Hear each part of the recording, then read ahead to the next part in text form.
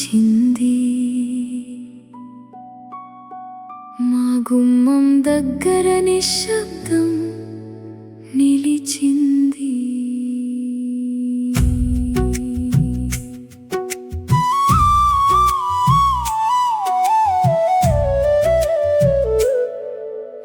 ఇంట్లో ముగ్గురు అక్క చెల్లెలం, నవ్వుల్లోనూ ఒక ఖాళీ దాచుకున్నా.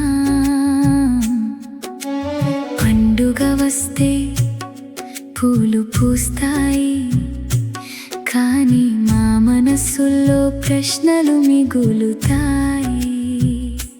చీరలు కట్టుకుని అద్దం ముందు నిలిచా, రాఖీ దారాన్ని చేతిలో పట్టుకున్నా.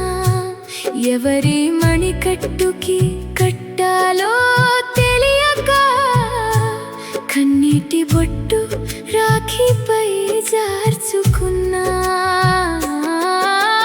బయటి వాళ్ళు ఎంత మమతగా ఉన్నా, నన్నయ్య స్థానం ఎవరు తీసుకోగలరా?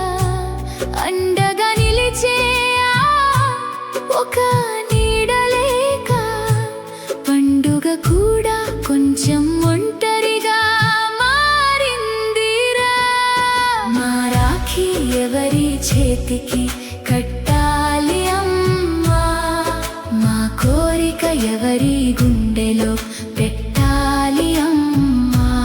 అన్నయ్య అనే మాట మా ఇంటి గోడలపై ఎన్నిసార్లు పలికినా తిరిగి రావడం లేదమ్మా.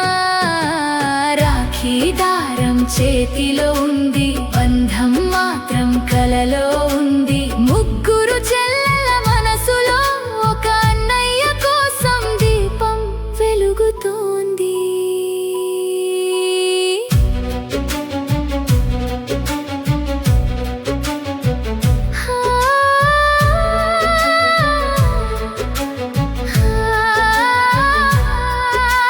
పక్కింటి వాళ్ళు నవ్వుతూ వెళ్ళినారు, అన్నల చేతికి రాఖీలు కట్టినారు.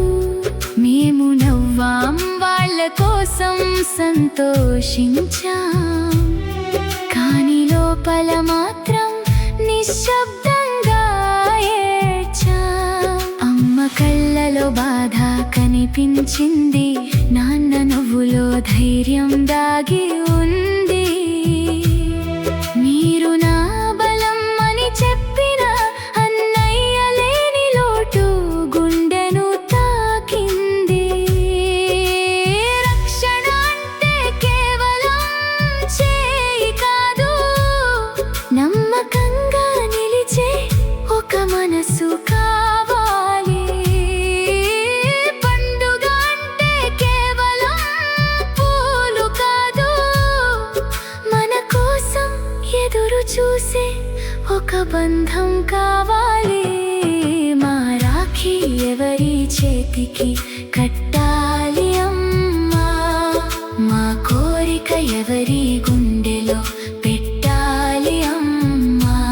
అన్నయ్య అనే మాట మా ఇంటి గోడలపై ఎన్నిసార్లు పలికినా తిరిగి రావడం లేదమ్మా.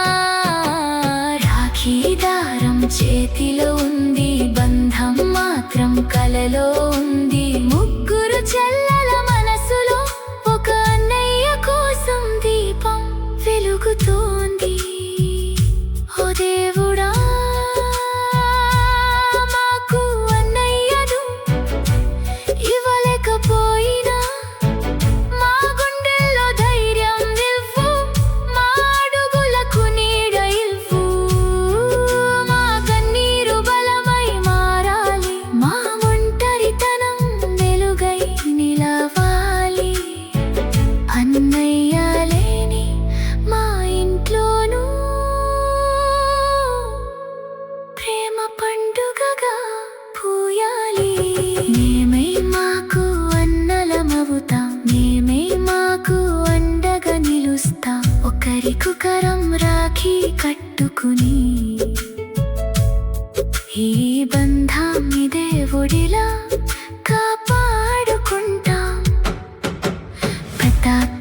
ధైర్యం అవుతుంది, చిన్న చెల్లి నవ్వు పండుగ అవుతుంది, మధ్య చెల్లి నాట ఓదార్పవుతుంది.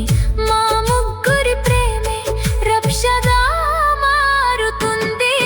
మా రాఖీ మా చేతికై కట్టుకుంటామమ్మా, మా బంధం మేమే కాపాడుకుంటామమ్మా. అన్నయ్య లేని లోటు గుండెలో ఉన్నా, మా ప్రేమతో మా ఇంటిని నిలబెట్టుకుంటామమ్మా. రాఖీ దారం చేతి